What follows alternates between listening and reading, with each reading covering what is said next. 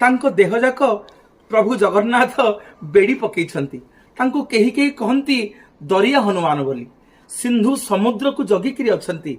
समुद्र बार बार श्रीमंदिर निकट को पळै आसंती एवं जगन्नाथ महाप्रभु निर्देश देइछंती, हनुमान तुम्हें सिंधु को समुद्र को ये जगिकिरी रहिबो। से बारंबार मो निकट को पळै आसुछंती। किंतु गोटे थर मन पड़गला हनुमान अयोध्यार कथा।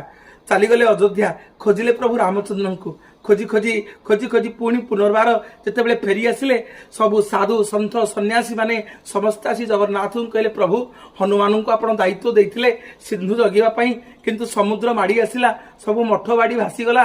आपण समुद्र श्रीमंदिर निकट को समुद्र आसिक लागिगला।